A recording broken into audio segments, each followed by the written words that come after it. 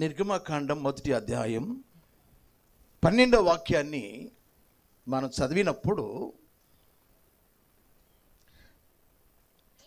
అయినను ఐగుప్తీయులు వారిని శ్రమ పెట్టిన కొలది వారు విస్తరించి ప్రబలిరి గనుక వారు ఇశ్రాయేలుల ఎడల అసహ్యపడిరి. యాకోబు గారి కుటుంబం అంతా ఐగుప్తులో ఉంది.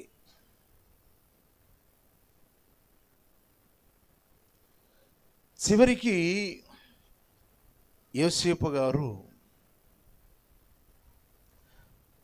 యాకోబు గారి యొక్క సంతానంలో ఒక 70 మంది మాత్రం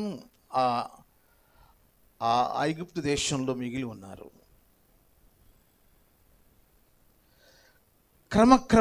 క్రమక్రమముగా ఏమైంది అంటే, ఆ ఇశ్రాయేలుల సంతానం బహుబలముగా పెరిగిపోయింది. యోసేపు ఎరుగని కొత్త రాజు ఏలుబడి చేస్తూ ఉన్న సమయంలో అతడిచ్చిన స్టేట్మెంట్ ఏంటంటే, మీరు చదవండి ప్రియులారా, 8-9 వాక్యాలు. నిర్గమకాండం 1వ అధ్యాయం 8-9. అప్పుడు యోసేపును ఎరుగని కొత్త రాజు ఐగుప్తుని ఏలన ఆరంభించెను. అతడు తన జనులతో ఇట్లనెను, ఇదిగో ఇశ్రాయేలు సంతతి అయిన ఈ జనం మనకంటే విస్తారముగాను బలిష్టముగాను ఉన్నది. కనుక వారు విస్తరించి మన దేశాన్ని వారి వశంలోకి వెళ్ళకుండా యుక్తిగా మనం ప్రవర్తించాలి. 12వ వాక్యంలో, ఐగుప్తీయులు వారిని అనగా ఇశ్రాయేలులను శ్రమ పెట్టిన కొలది వారు విస్తరించి ప్రబలిరి. శ్రమ పెట్టిన కొలది ఇశ్రాయేలీలు విస్తరించి ప్రబలిరి. శ్రమ పెట్టిన కొలది. మన జీవితంలో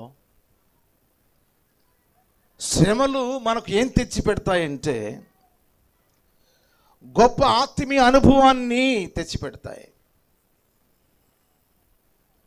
కష్టాలు, బాధలు, సమస్యలు ప్రభువును బట్టి వచ్చినప్పుడు వాటి ద్వారా గొప్ప ఆశీర్వాదం, కీడు మేలు కొరకి అన్నట్టు అవి రావడం మన జీవితాలకు ఆశీర్వాదం. శ్రమ పెట్టిన కొలది దేవుని పిల్లలు వర్ధిల్లారు. శత్రు అంటున్న మాట, మనకంటే వారు బలిష్ఠులు. శ్రమ పెట్టిన కొలదిగా వారు విస్తరించి ప్రబలిరి. లోకంలో జీవించినంత కాలం ఏదో ఒక సమస్య, ఏదో ఒక కష్టం, నష్టం, బాధ, వేదన ఇవి మనకు వస్తూ కృంగింపచేయడానికి అవి సంభవిస్తున్న సమయంలో ఈ మాట ఎప్పుడు కూడా మర్చిపోకూడదు. ఇవన్నీ మనల్ని శ్రమ పెట్టినప్పుడు, ఈ బాధలన్నీ మనల్ని బాధింపజేసినప్పుడు మనం ఏమవుతాం తెలుసా? చెప్పాలి, విస్తరించి ప్రబలుతాము అంటే వ్యాపిస్తాం. మన పేరు, మన ఖ్యాతి వ్యాపించిపోతుంది. ఎవరైనా సరే కష్టాల నుంచి పైకి రావాలి, శ్రమల నుండి ఉన్నత స్థాయికి రావాలి. అది దేవుని యొక్క ప్రణాళిక. ఉదయాన్నే ఫోన్ తెరవగానే ఒక న్యూస్ చూశాను నేను. 17 ఏళ్ల శ్రమ ఫలితం రాత్రి ఇండియా వారట కప్పు గెలుచుకున్నారట. ఎంతకాలం అట? 17 సంవత్సరాలు వారు కష్టపడ్డారట, నిరీక్షించారట, ఎదురు చూశారట. 17 ఏండ్లు శ్రమ పడ్డారట. ఒక కప్పు గెలవడానికి, ఒక విజయం పొందడానికి దాని వెనుక 17 సంవత్సరాలు వారు శ్రమ పడ్డారు. డబ్బులు ఖర్చు అయ్యాయి. శ్రమ లేకపోతే విజయం లేదు. కష్టము లేకపోతే దేవుని సన్నిధిలో ఆశీర్వాదాలు మన మీదకి రావు. ఇక్కడ మంచి మాట, శ్రమ పెట్టిన కొలది. మనల్ని బాధ పెట్టేవారు ఉండడం మనకు ఆశీర్వాదం. ఎవరైనా మనల్ని విమర్శించేవారు ఉంటే మనకు ఆశీర్వాదం. మనం వర్ధిల్లాలి, మనం వ్యాపించబడాలంటే మనల్ని విమర్శించేవారు కావాలి. వెలుగుకు విలువ రావాలంటే చీకటి ఉండాలి. మంచివాడికి విలువ కావాలంటే చెడ్డవాడు ఉండాలి. అప్పుడే మంచివానికి విలువ తెలుస్తుంది. విమర్శించేవారు ఉంటేనే మన స్థితి ఇతరులకు తెలుస్తుంది. నిజ జీవితం, యథార్థమైన జీవితం ఎలా తెలుస్తుంది అంటే విమర్శించేవారు ఉండాలి, మనల్ని దూషించేవారు ఉండాలి, మనల్ని హేళన చేసేవారు ఉండాలి, మనల్ని ప్రశ్నించేవారు ఉండాలి. అప్పుడే మన ఆత్మీయ జీవితం ఇతరులకు అర్థమవుతుంది. ఈరోజు ప్రియ దేవుని పిల్లలారా, రాత్రంతా వర్షం వచ్చింది. 4 గంటలప్పుడు స్నానం చేసి అమ్మగారు చెప్పాను, ఆరాధన సమయంలో చక్కగా వాతావరణం ఉంటుంది, ఈ వర్షం ఆరాధన సమయంలో ఉండదు అని చెప్పాను. అవును, రాత్రంతా వర్షం నుండి వచ్చాం మనం. ఇప్పటికీ కొంతమంది అనుకో ఉంటారు, ఉదయం ఆరాధన లేదేమోలే, ఉండదులే అనుకో ఉంటారు. పాపం దుప్పటి బిగిచ్చేసి నిద్రపోతూ ఉంటారు. అదిగో పాట మోగుతుంది, వాతావరణం బాగైపోయింది. అవునా, వెళ్ళాల్సింది తప్పదు. అలా వచ్చారా?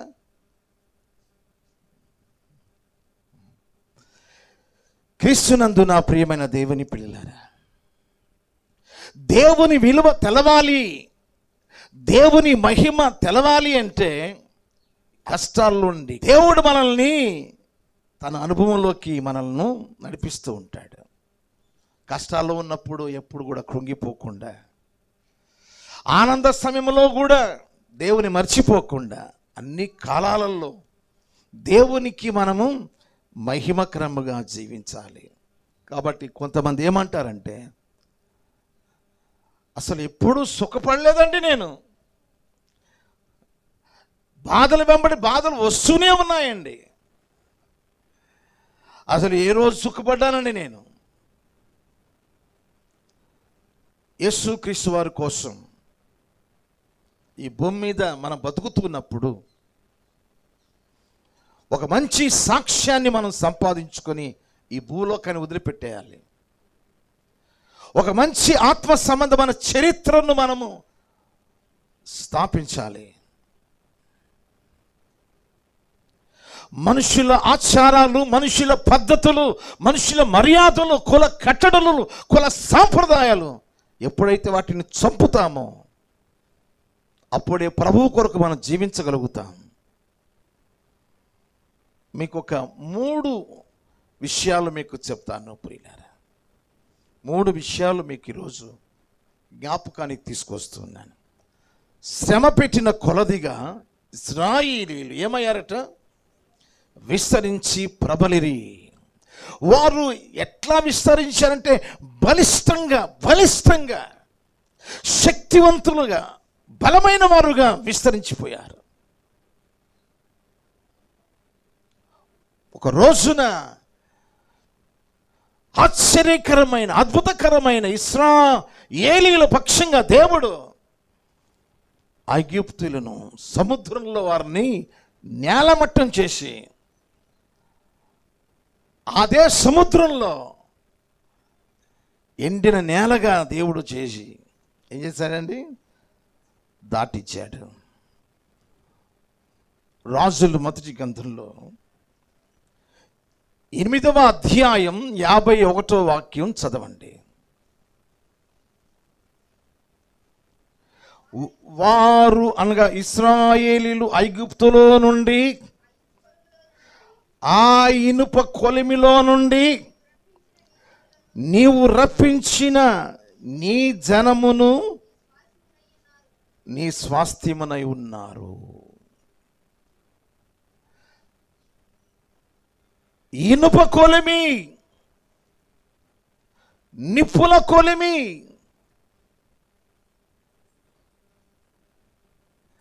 ఐగుప్తు ఏ కొలిమి? అది ఇనుప కొలిమి. ఐగుప్తులో వారు ఎంతగా శ్రమ అనుభవించారో అది ఒక ఇనుప కొలిమేట. ఇనుమును కాల్చినట్టుగా వారు శ్రమలలో కాల్చబడ్డారు. చిన్న విషయానికి కొంతమంది అలిగి మందిరానికి మానేస్తారు. పెద్ద సమస్య ఏం కాదు, చిన్న సమస్య. చిన్న సమస్య, భార్యాభర్తల మధ్య చిన్న సమస్య, అమ్మగారింటికి వెళ్ళిపోతే అమ్మాయి, సమస్య చిన్నదే, స్కూల్కి వెళ్ళరు, సమస్య చిన్నదే, చేసే పని చేయకుండా ఆపేస్తారు. సమస్య చిన్నదే, మా అమ్మ ఇలా అనింది కాబట్టి నేను లేవను, ఆ మంచం పట్టుకుని ఇక ఆరాధన కూడా లేదు. సమస్య చిన్నదే, కానీ పెద్ద ఆశీర్వాదాన్ని పోగొట్టుకుంటారు. ఇక్కడ చూడండి, ఇశ్రాయేలీయులట ఐగుప్తులో ఏం కొలిమి ఉందట? ఇనుప కొలిమి. ఇనుమును కాల్చినట్టు ఆ అగ్గిలో, ఆ నిప్పు కొలిమిలో, ఆ నిప్పుల కొలిమిలో వీరు కాల్చబడ్డారు. వీళ్ళు ఆ నిర్గమకాండ 2వ అధ్యాయం 23-24 వచనాల్లో వారు నిట్టూర్పులు విడిచారట, వారు కన్నీరు కాచారట. ఆ మొర్ర పెట్టుకున్న మొర్ర దేవుని యొద్దకు చేరి ఆయనే తన సింహాసనాన్ని వదిలిపెట్టి వారి దగ్గరికి దిగి వచ్చినట్టు 2వ అధ్యాయంలో మనం చూస్తాం. ప్రియులారా, శ్రమ పెట్టిన కొలదిగా ఇశ్రాయేలీయులు విస్తరించి ప్రబలినప్పుడు ఆ ఐగుప్తులట, ఐగుప్తు అధికారులు, రాజు వారందరట ఇశ్రాయేలీయులను చూచి అసహించుకున్నారట. ఎప్పుడైతే మనం దీవించబడతామో, ఆశీర్వించబడతామో, ఏ నోరు మనల్ని శపించిందో, ఏ నోరు మనల్ని అసహించుకుందో, ఏ నోరు మనల్ని విమర్శించిందో వారు అసహించుకుంటారు. ఇలా అనుకోలేదే, ఇలా అవద్దు అనుకోలేదే,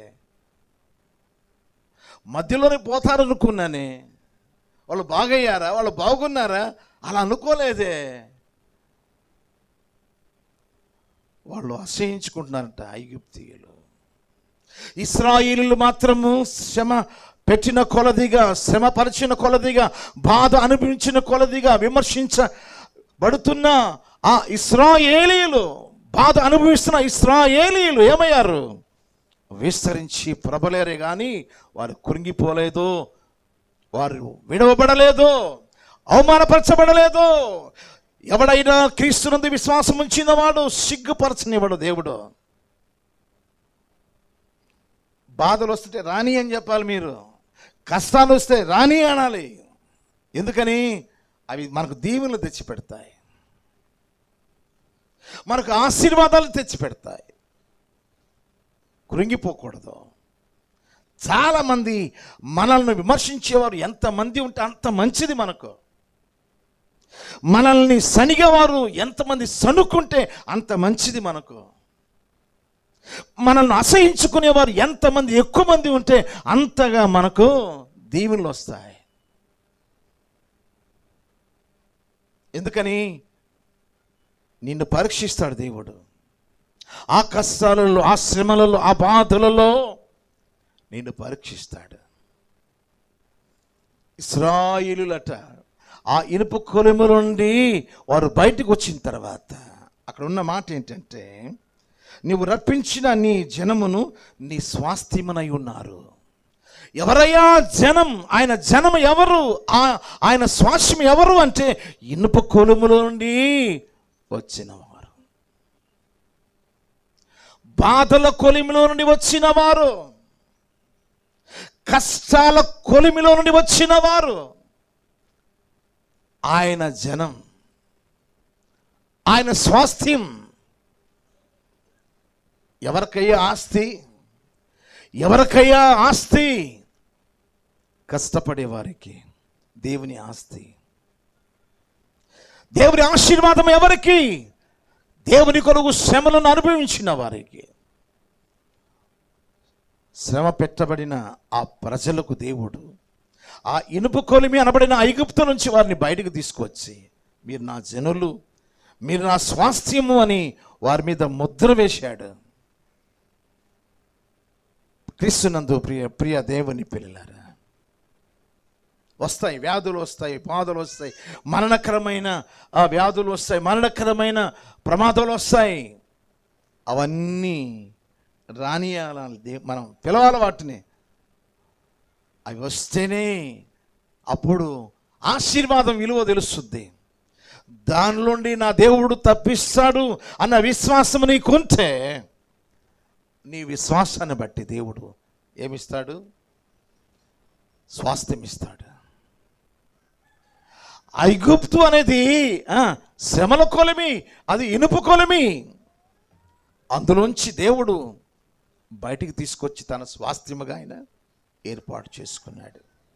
ప్రియులరా, ఓ చిన్న కష్టానికి మనం బాధ అనుభవించుకుంటూ, ఇంకెవరు లోకంలో ఇటువంటి కష్టాలు అనుభవించరని 10 మందికి చెప్పుకుంటూ, ఆ కన్నీళ్ళు తుడుచుకోకుండా ఇంటింటికి ఆ కన్నీళ్ళు వదలడం, ఈమెదో పెద్ద సెంచరీ సాధించినట్టు. చాలామంది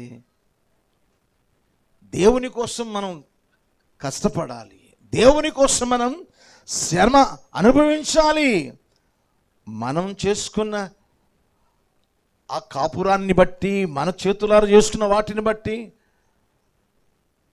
కష్టాలు వస్తాయి, బాధలు వస్తాయి. అది నీకు సంబంధించినది. కానీ దేవుని బట్టి ఇక్కడ ఐగుప్తు అనే ఇనుప కొలిమిలో, ఆ నిప్పుల కొలిమిలో దేవుని బట్టి వారు ఎటువంటి శ్రమ అనుభవించారు తెలుసా ప్రియులారా? నిట్టూర్పులు విడిచారట వారు పెట్టిన బాధలకి. ఆ ఐగుప్తులు అసహించుకున్నారట, ద్వేషించారట, దూషించారట.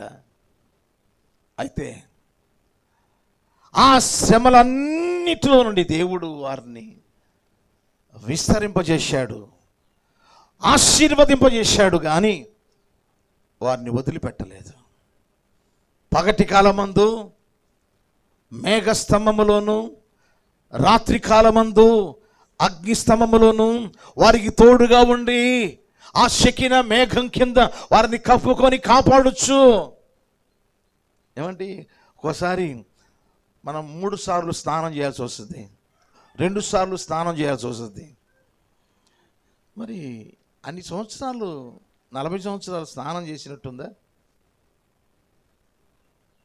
చెప్పులు, ఎన్ని చెప్పులు మార్చాలి మనం?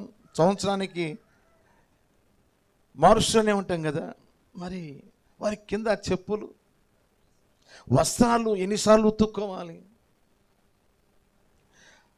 ఆ 40 సంవత్సరాలట వారి వస్త్రాలు మాసిపోలేదు, వారి పాదములకు వాపు రాలేదు.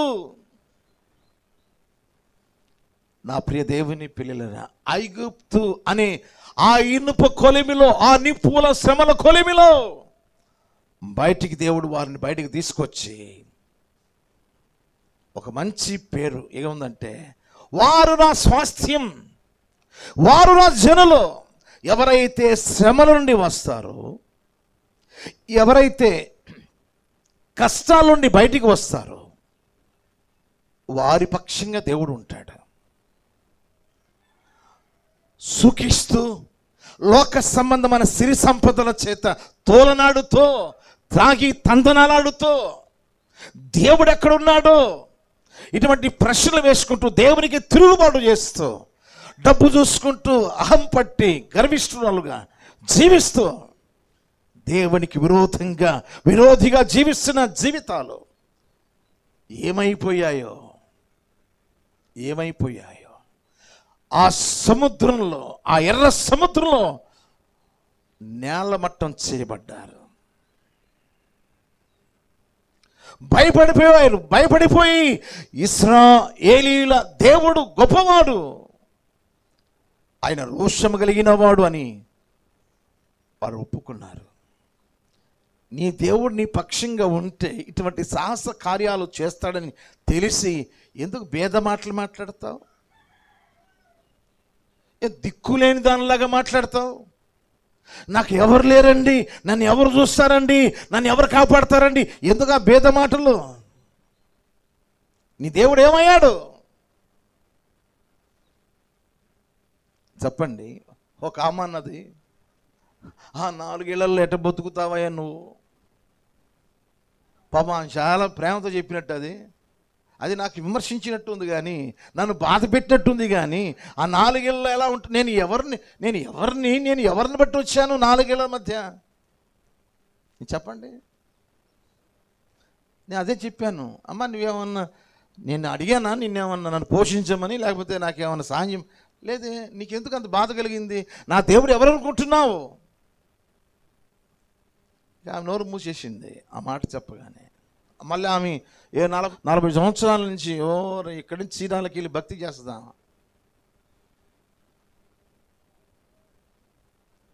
ఆమె లేదండి, ఎత్తుక్కోబాకండి ఎవరని.